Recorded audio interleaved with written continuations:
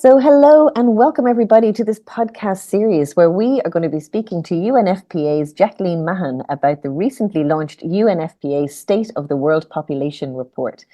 Jacqueline presented this flagship report at the Irish launch hosted by the Irish Family Planning Association, IFPA, earlier in the month of April, along on Taoiseach and the Minister for Foreign Affairs, Mr. Micheál Martin, TD, who launched the report. Now, this particular report, 2024 report, it's called Interwoven Lives, Threads of Hope in Ending Inequalities in Sexual and Reproductive Health and Rights. And it argues that to end inequalities and create a more just future for all, we must take urgent action to ensure the rights and choices of those furthest behind. During this conversation with Jacqueline, it's going to give us an overview of that report and, in fact, the status of sexual and reproductive health and rights globally. We're also going to examine some of the key themes in the report and discuss the significance of this year for the international community as we mark 30 years since the landmark International Conference on Population and Development, otherwise known as ICPD. My name is Nadine Ferris-France, and I'm the Executive Director of the Irish Global Health Network, and we are hosting this podcast in partnership with the Irish Family Planning Association.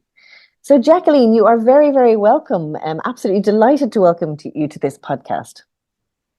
Good afternoon, Nadine. It's lovely to be on the podcast. I'm very much looking forward to our conversation, and thank you for the opportunity. Thank you to the Irish Global Health Network and, of course, to the Irish Family Planning Association for facilitating this. Thank you very much. You're welcome. And Jacqueline, I'm just looking, you have a superb bio. I mean, you've got so much experience. I know you were UNFPA's country representative in Tanzania. You're an economist by profession, which is really, really interesting. And you're originally from Dublin, but now based in Washington, D.C. And we'll make sure to put your link, your full bio in the link below as well. But Jacqueline, you're totally welcome. And I guess to start with, it'd be great if you can give us a bit of a background to the 2024 report itself and just give us an outline of some of the key themes and the key messages. No, that's great. And as you said, UNFPA, we launched our 2024 State of the World Population Report, Interwoven Lives, Threads of Hope, Ending Inequalities in Sexual and Reproductive Health and Rights. So just to say that every year, UNFPA publishes a State of the World Population Report that focuses in on a key theme or key area. And this year, globally, we're celebrating 30 years of the International Conference on Population and Development. This was a landmark conference that really put the focus on rights of the individual and putting the rights, sexual and reproductive health at the center of global development.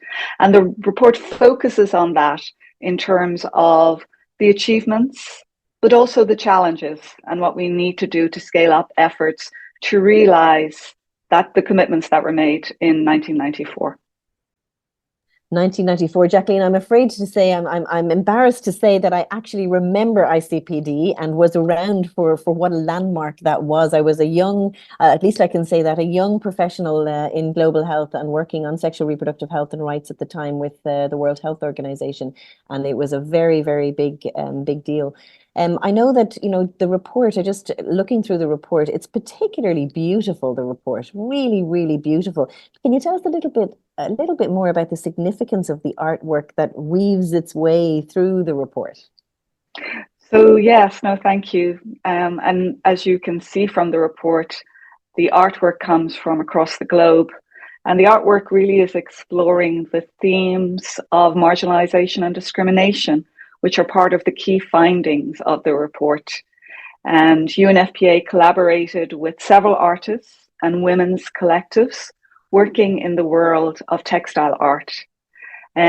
Textiles, they blur the boundary between art and function, practicality and beauty. As we know, fabric, it protects the human body from the elements. We have our coat on against the winter. We have a raincoat on against the rain. It furnishes our living spaces and it transmits cultural values and allows us to maintain our unique individual identities.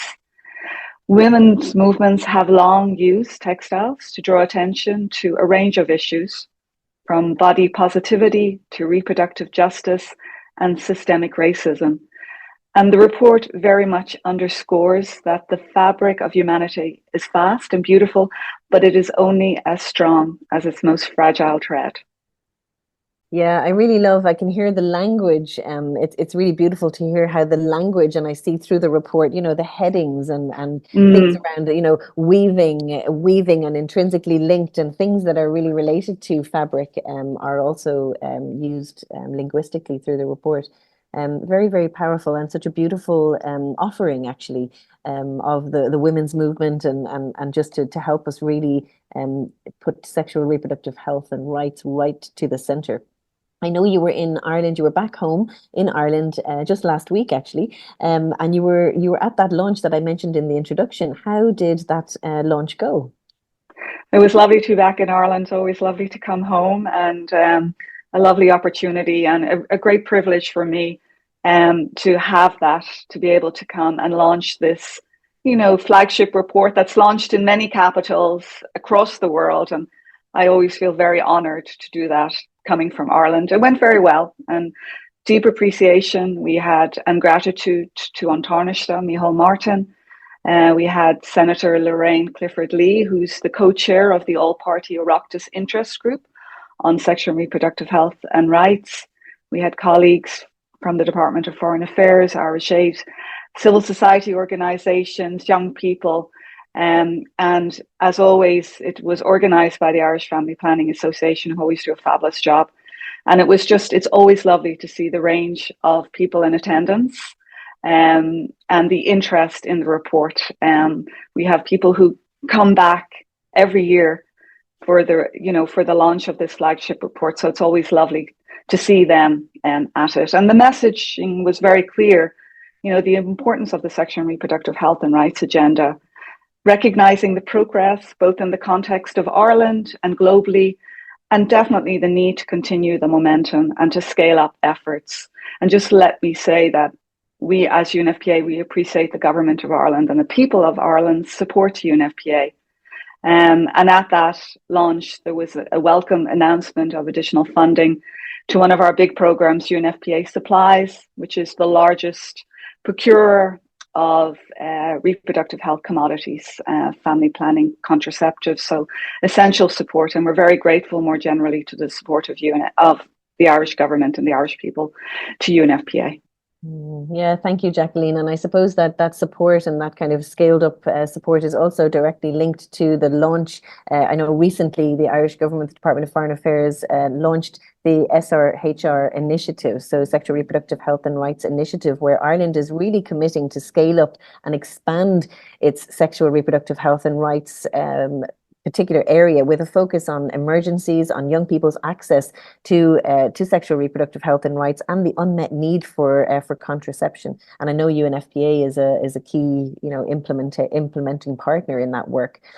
I guess more broadly, Jacqueline, if you kind of looking from Ireland and then looking globally, why do you think it's important that in the context of so much backlash against sexual reproductive health and rights globally, that Ireland is scaling up its funding? Why is that important?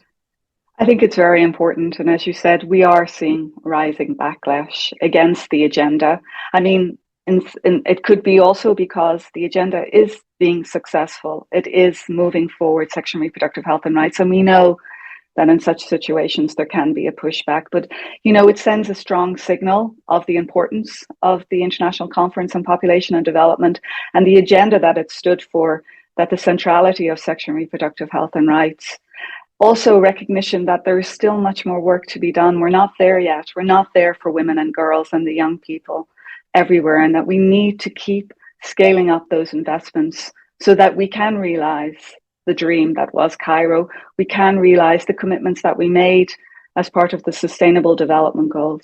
So I think it's very, very important. And I guess you're already touching on, I get my next question, which is really around, 30 years on since ICPD, and that was quite revolutionary at the time. It was so exciting, the notion of ICPD and all that was brought there. But what can you say about the status, and what does the report say about the status of sexual reproductive health and rights in the world today? Like, what progress has been made and what challenges still remain? Yeah, I mean, since the International Conference on Population Development, there has been enormous progress in putting people's sexual and reproductive health and rights at the heart of development. The report highlights, that global maternal mortality has declined by 34% between 2000 and 2020. The number of women using contraceptives has doubled. Teenage pregnancy, so that's teenagers, girls aged 15 to 19-year-olds, has dropped by a third.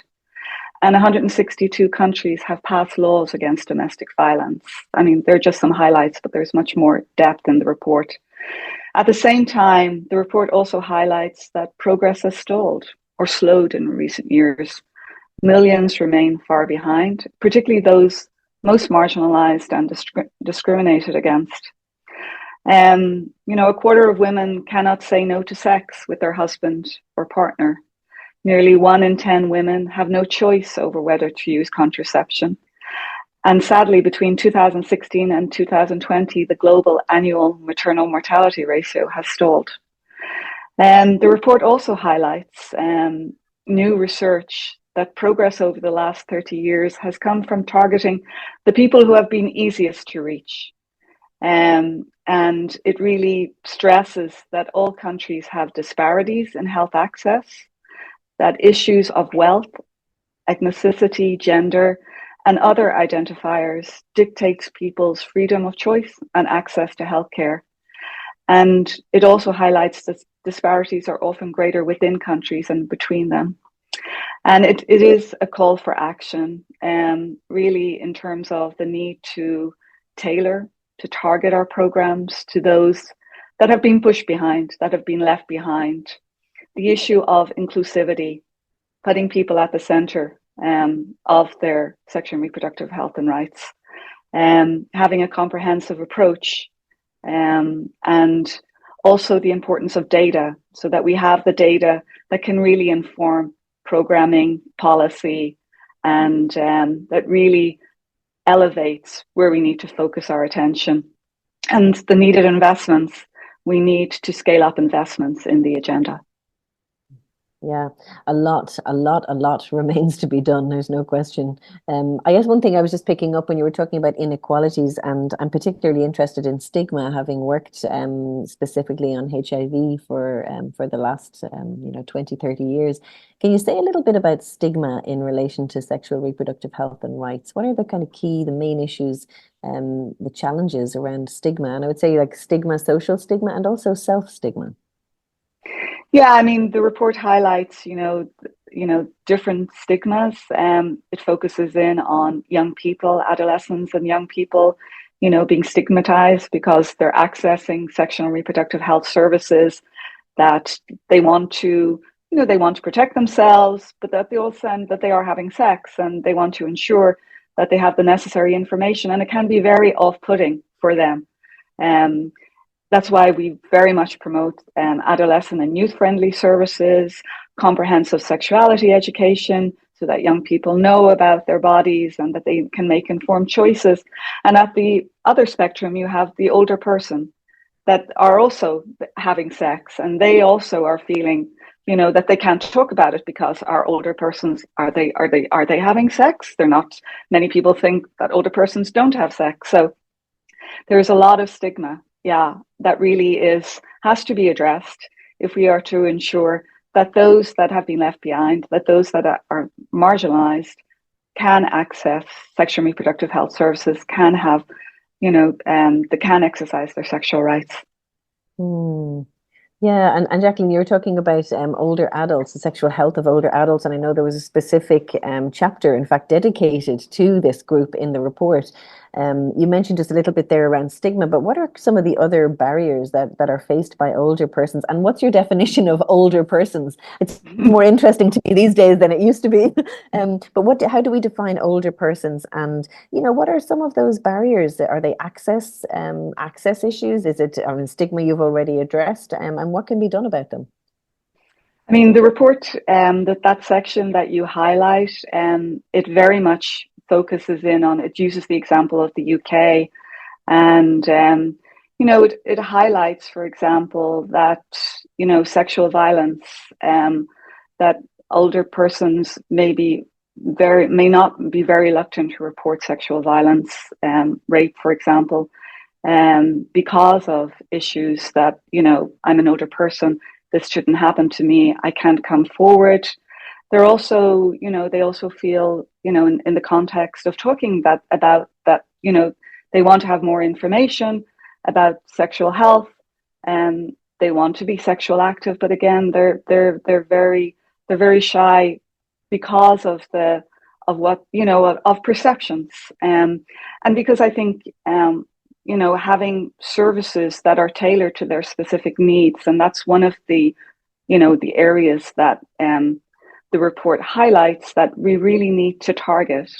That we can't, we have been successful in really rolling out sexual and reproductive health projects and programs, but we really need now to tailor those programs to the specific needs of individual groups. And I think in terms of the older persons, we need to shape programs that really respond, that they have the necessary information and the necessary services that meet their needs. And so I think that's what that call is for. That's why it's highlighting the issue of the older persons that can be forgotten. Right. And I think, it highlights issues, for example, in the context of the UK, in one of the studies that, in terms of sexually transmitted infections, there was a higher increase in the, in the older person. So again, elevating that we, people can get lost or they can get marginalized and forgotten because their needs are not recognized. Right. Right. And I just know, say among my friends, I say divorce rates, in Ireland, divorce is obviously more common now than it ever was before. And, divorce rates means that people are back out and looking for partners, and things have changed. The landscape has changed. So I think there are some of the factors that we are seeing here in Ireland, and I imagine the UK as well. And I guess as we were thinking about, we've kind of come back around to Ireland. No surprise, you'll probably do that quite a bit here, is just bring it back to the situation in Ireland. But sexual, reproductive, and health and rights, we have quite a history here. In Ireland, as you know, abortion was finally legalized only in 2019. 2019, after a 20-year struggle led by civil society actors, IFPA, and many other partners working together to try and collectively advance reproductive health rights. And actually, just on that note, we recently screened a film here in Ireland called The Eighth, which is around the Eighth Amendment, and I guess a plug for that for anybody who wants to see that. But Jacqueline, just from your perspective, a little bit far removed and obviously connected as well to Ireland, do you feel that Ireland's story of transformation in relation to sexual reproductive health and rights is or can be an inspiration for other states? Certainly. I think the journey that Ireland has taken over the last 20 to 30 years in advancing sexual and reproductive health and rights, I think is very important, but also recognizing that each country is very unique and tailoring that to their specific, responding to their specific context. But certainly what Ireland has done can be very inspiring and very helpful for countries, and how it's navigated and taken it forward, how it's, involved a very inclusive process, engagement at all levels. And I think the role of civil society and others in supporting that process moving forward has been very critical. Yeah, it absolutely, and just such respect for all of those here in Ireland who have been and are continue to be involved in this movement. Just looking at the report, Jacqueline, I was particularly interested, and also, from the perspective of the Irish Global Health Network, we've been focusing for the last year on a theme around decolonization, and we've been very aware to try and bring decolonization into all of the different events and conferences and reports that we're involved in, just to continue to, I guess, check ourselves and make sure that we're clear and as educated and as aware as possible, and also to make sure that those we work with in global health are also aware. In the report, there's a chapter it's actually called Decolonizing Sexual and Gender Norms. And it's very interesting. It explains how many of the anti-LGBTQI plus laws that we see in the world today, particularly in the global south, derive from or are influenced by colonial legacies. Can you tell us a little bit more about that? So, yes, the section that you're referring to, it summarizes the report of the UN independent expert on protection from violence and discrimination based on sexual orientation and gender identity. And it was Victor Madrigal Boyaz, who served from 2018 to 2023. And it is showing that certain polarizing rhetoric, such as the belief that LGBTQIA plus rights or reproductive rights are modern forms of colonialism, are misguided and incorrect. In fact, inequalities are everywhere. And if we politicize them, we will fail to remedy them. So it's really, bringing that attention again to the focus of the pushback and the importance of the centrality of sexual and reproductive health and rights.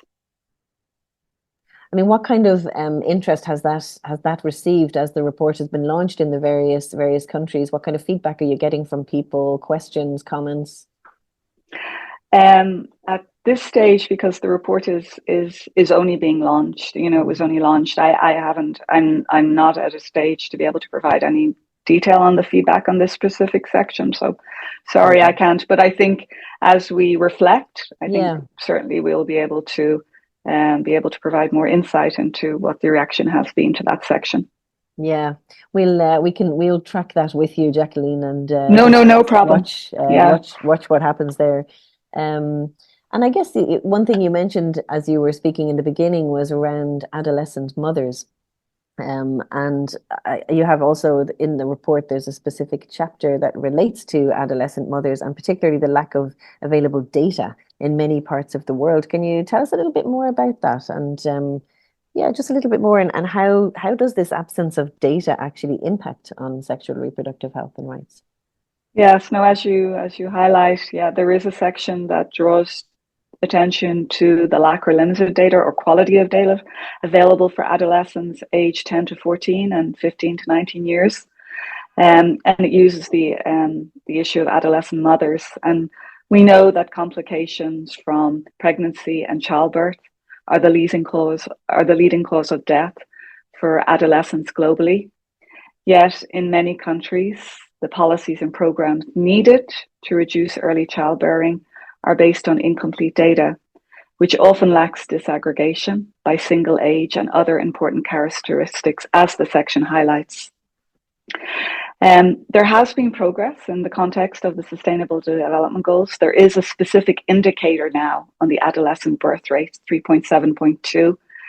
And that's really drawing attention to the need to strengthen that, the need to have more data to become available, to provide the scope and the depth and to be able to strengthen the data systems. And, I think from my own experience working at the country level, it is a challenge when you're wanting to really target, young adolescents and young adolescent mothers where there is high teenage pregnancy. Often it's very challenging to have that data available to be able to tailor your programs to ensure that you are responding to the specific needs and that you are reaching and that your programs are reaching young mothers. And I think some of the challenges included cost. I mean, the cost of strengthening your data systems, building the capacity or strengthening the capacity, and at times a lack of focus or a lack of attention or a lack of priority. And the report really highlights the importance of strengthening data systems. And in this context, the importance of civil registration and vital statistics that are essential to be able to inform this indicator. Yeah, it's just so interesting whenever you start to think about data, just delving down and further down just to see what do we know and what do we not know. I heard you say in the description, the report, some of the progress that the report is talking about is, for instance, with teenage pregnancies have dropped within that age group of 15 to 19 by 1/3. Which of course is really good news, and I guess it's the other 2/3 that then become the focus. And just working with, I mean, data is one issue, but working with adolescent girls and young mothers. I've recently been working on a program in Ghana with the National Network of People Living with HIV there.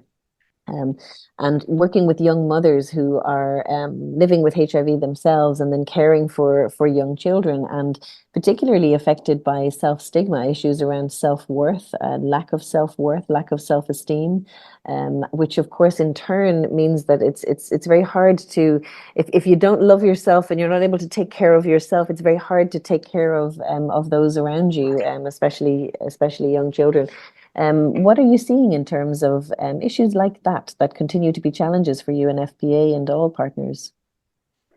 Well, adolescents and young people is a very strong focus of UNFPA's work. And I think we work across all levels. I mean, in terms of adolescents and young people and their sexual and reproductive health and rights, I mean, their leadership, their empowerment, the knowledge, information that they can make informed choices about their bodies, really having them at the center of shaping programs. And I know from my own experience, we had a program in Tanzania which was supported by the Irish government and very much focused on adolescents and young people and their sexual and reproductive health and rights, and adolescent mothers, because Tanzania has a high teenage pregnancy rate.